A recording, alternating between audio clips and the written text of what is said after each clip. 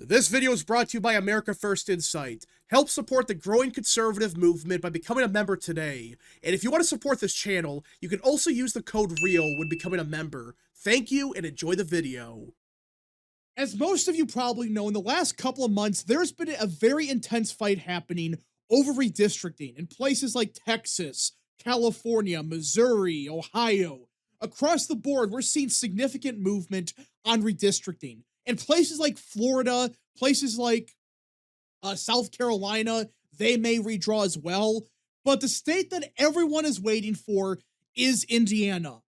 As you would think, this would be by far the easiest state to redraw, for the simple fact that it's R plus 20, and there's currently 2 Democrat seats that realistically could be redrawn into R plus 10, R plus 15 seats. So you would think, okay, Republicans have huge majorities in both the state House and the state Senate. We're talking about an R plus 20 state that voted for Trump by a big margin, and Republicans up and down the ballot.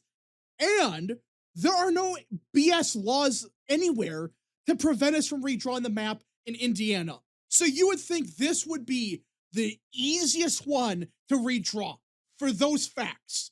But despite all of that, clearly indicating that Republicans should redraw the map in Indiana, like they should, they haven't.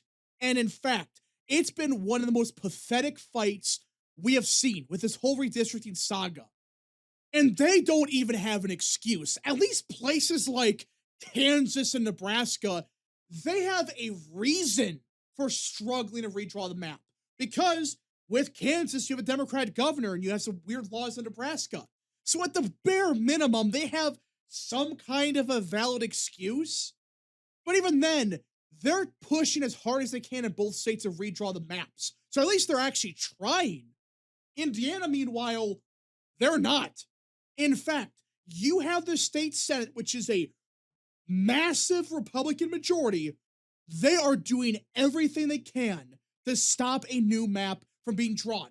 And yes, I'm talking about just the Indiana State Senate. The state House, they've done a good job. In fact, they passed the map today. They passed the 9-0 map. Trump plus 15 seats everywhere, gives Republicans 2 extra seats. They did their job.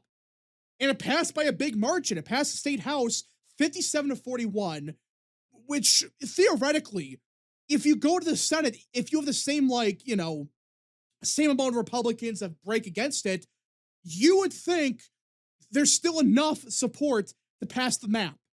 Problem is, it's not the same. In fact, in the state Senate, you have basically 50% of state senators doing, at least on the Republican side, doing everything they can to stop this map from happening. That doesn't include the few Democrats in the state Senate. So you do the math and you realize, oh, this entire disaster is because of the Indiana Senate. And Republican leaders in the Indiana Senate have said there is not enough support for the map, which is designed to give the GOP control of all 9 of the state's congressional districts, which is insane. We're not even talking about an R plus 1 state. We're not talking about anything like that. We're talking about Indiana. And these dumbasses in the state Senate, they are so just cowardly. You can't make this up. You can draw this map and Democrats can't do a damn thing about it. But no, Republicans in the state Senate, they have to be principled or some bullshit like that. Is anyone really shocked by this? We're talking about Indiana. This is Mike Pence's state. And they are just refusing to get this through, even though their own voters are begging them to go through these maps and give Republicans an advantage. But no, they make excuses. They complain about it. Yeah, they complain about voters talking to them and asking them, hey, can you redraw the maps to give Republicans an advantage? No, they refuse to.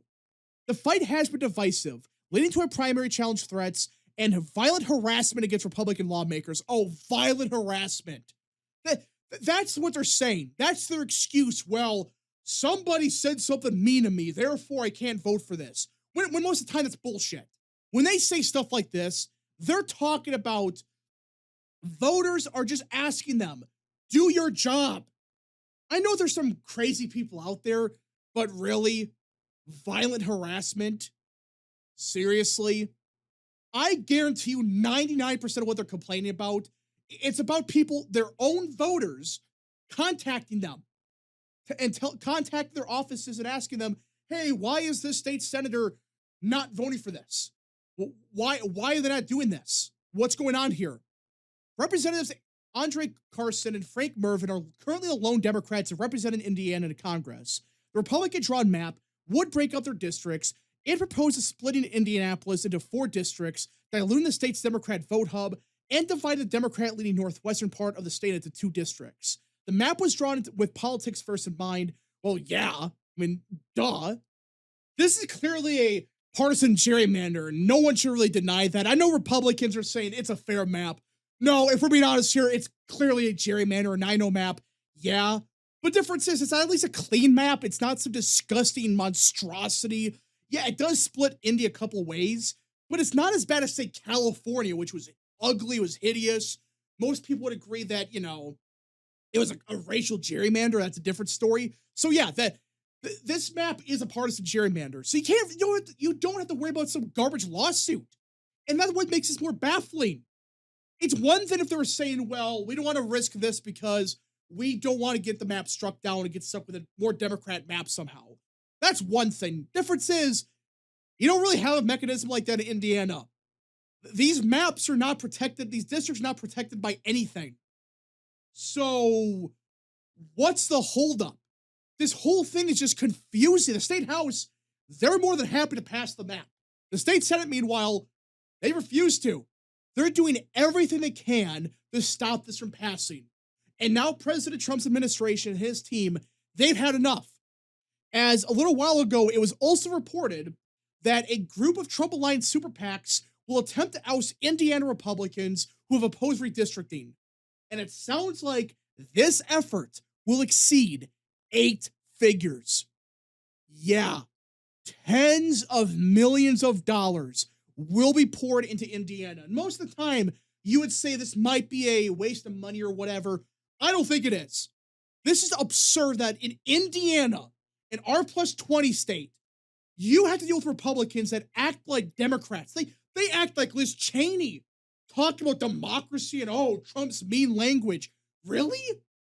That is who's representing R+20 state in the state legislature. So why should they stay here?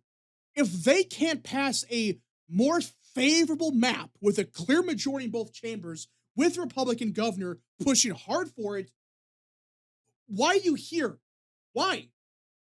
That's the issue. And the Trump campaign, they have a bunch of money for next year. That's the thing that nobody wants to talk about.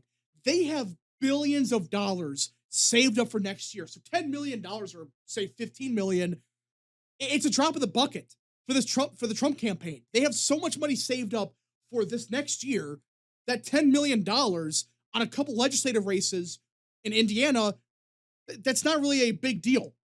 In fact, I think it's a good investment. A couple million here, a couple million there. Get rid of every single one of these rhinos in the state legislature. Get somebody with half a brain in there, and there you go. You solve not just redistricting, but a bunch of other issues with these garbage Republicans, because most of the time, they will screw you over on other issues as well. Redistricting is kind of just a big story. There's other stuff that goes on in Indiana that happens because the legislator just sucks. So this might have been a blessing in disguise for these morons to expose themselves. Seriously, just pass the map. Even Texas Republicans were able to pass the map. And they're filled in the state Senate with a bunch of rhinos to this day. Yet you can't, or state house or whatever. You're telling me they're able to pass the map easily with no issues. It was just a matter of how Republican it should be. Indiana, meanwhile, they can't do anything. Missouri's been able to pass the map. Ohio, they got a map through even though it wasn't the best. North Carolina, they forced one through. Florida, they're talking about a net gain of 5 or 6. And you can't redraw this Republican state, really? Because of principles or something? Seriously? It is a pathetic showing for Indiana Republicans. Hopefully this is a wake-up call when they realize, oh, President Trump, he's going to spend millions of dollars against these morons. Now, there is a concern that they may just not run for re-election and they're going to vote no matter what. They don't care. But hopefully this changes the mind of just a couple, because we need like a few of these idiots to vote yes to get this map through.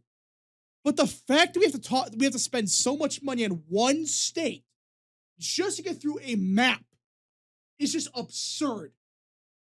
Democrats, meanwhile, if they had a one-seat majority in both chambers, they would have rammed through their own gerrymander. And that's the difference. Republicans can't be bothered with a supermajority. In fact, you could argue Republicans with a bigger majority are even less effective. That's a weird thing. Democrats, meanwhile, you get a one-seat majority, bam, we're going to ram through whatever you want. We're going to pass any piece of legislation, no matter how extreme it is. Even as an R plus 30 state, they don't care. Republicans in R plus 20 state with a supermajority, they can't even pass this. That is pathetic. It should tell you everything about the Republican Party, but at the bare minimum, we are seeing movement, and we're going to finally force these morons to either vote yes or no and expose themselves to the whole world. If they vote no on this, they're going down in the primary. They're going to lose the primaries by big margins. They're not going to win.